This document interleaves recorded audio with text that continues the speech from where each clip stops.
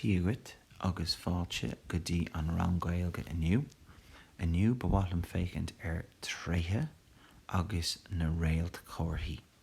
Ok, so fécinn seo tá na Réaltchomharthaí an seo, star signs, ok? So an reithe, an 1 lá is fithe Márta go dtí an 9 lá déag Abrán. Ok, so má tá tú an reithe, tá tú Fuinniúil, Rathúil agus Teasaí. Ok, agus an taramh, an cúpla, an pertán, an leon, an mhaidin, an bheá, an scarp, an saidóir, an gabhar, an tuiscedóir agus an tíosc. Ok, so scríbí tú isteach an gaeilge agus an béarla. Isteach sa cópléir agus scríb pictiúir agus chuir dahanna leis. Ok, so sin tasca hain. Tasca dóhanis tá córá an seo, córá.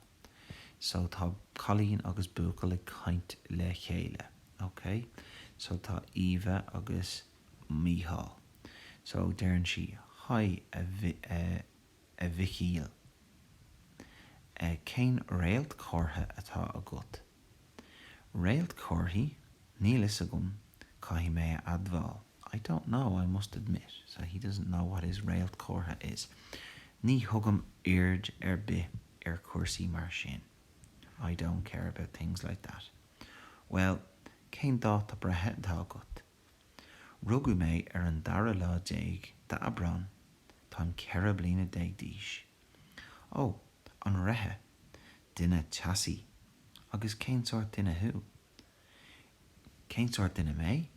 Sin ceist dhheachar.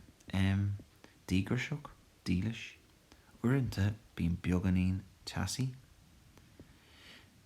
An bhfuil dhearthar nó drifmhuir agat. Tá beirt drifmhuiracha agam, ach níl aon drithmhuiracha agam. Ethna agus Fidelma an anam is anam dóibh. Is cúpla iad. So they're twins. Cahan a rugadh iad an 10 lá déag de bheitheh. Tá siad 2 bhliain déag d'aois inis. An cúpla atá iontu, tá sin granmhar, agus cén sort daoine iad. Tá siad ré cúiseach agus anna chinálta. Agus céirt faoi thraithe diúltacha, and what about negative traits? Ó níl aon traithe diúltacha bith acu. Ok, cearcalóir. So, féicear na ceistena, 1, 2, 3 agus 4. Cén réaltchomhartha atá ag Mícheál? Cén sort duine é? Cén réaltchomhartha atá ag drifmhuiracha Mhichíl? Agus cén sort daoine iad. Ok, so ceist 1, 2, 3 agus 4 sin tasc adó.